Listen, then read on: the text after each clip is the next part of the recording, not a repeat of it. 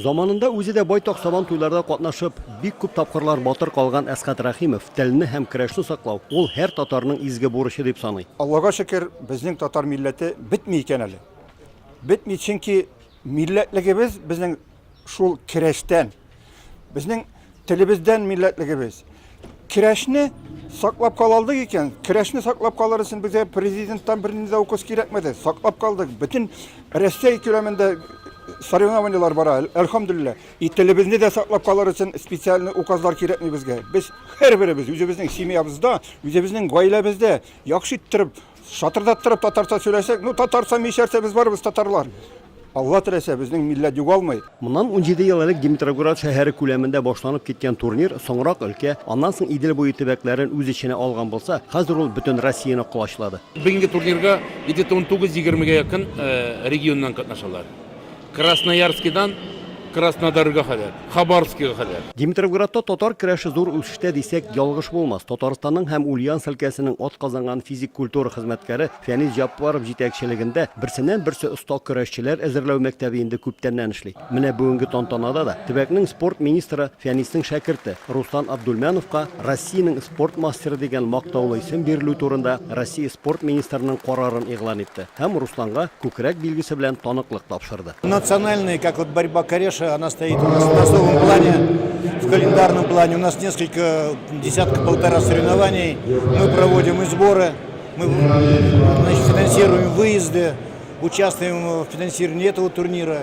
Я считаю, что у борьбы Кореш большое будущее, потому что мы в школе по национальным видам спорта открыли отделение борьбы Кореш. Я думаю, что это кадровое обеспечение этого направления позволит в ближайшее время выйти на новый уровень. Хәзер инде отделаtsылар ставкалар бирәләр.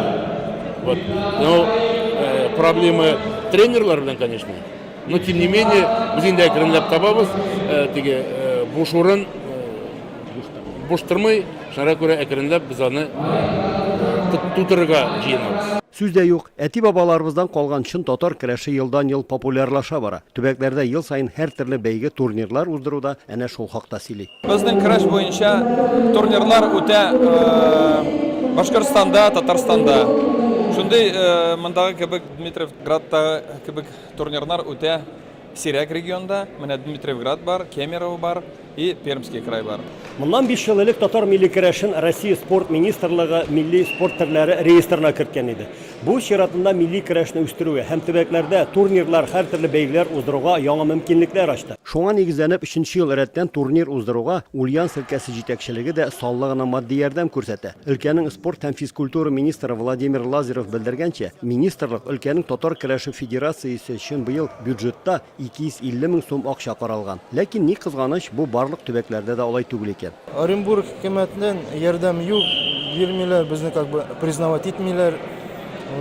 Шуның өчен без шул безнең федерация ярдәм итә инде. И родительләре. Алардан зур булышлык көтеп булмый инде. Безнең основном дивәтеңдә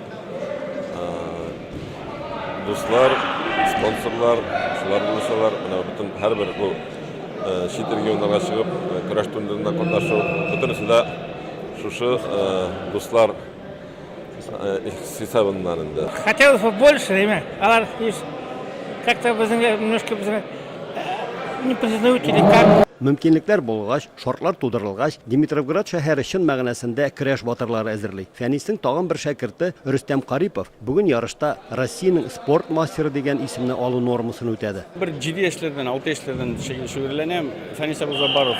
Бер күргән идем, көрәшкән идем, шулай влюбился в этот спорт и көрәшәм һаман. Ярыш нәтиҗәләренә килгәндә, командалар арасында беренчелек татарстанлыларга насыйп булды. 100 килограммлар арасында Ульяновскидан Илфат Гыймадиевка тиңнәр табылмады. Батырларны бүләкләү тантанасында чыгыш ясап, өлкәнең спорт министры барлык көрәшчеләрен дә быел 1 июльдә Ульяновскида узачак Сабан туена килеп, татар көрәшендә көч сынашырга чакырды. Ульяновск өлкәсеннән Рамис Сафин, татарлар.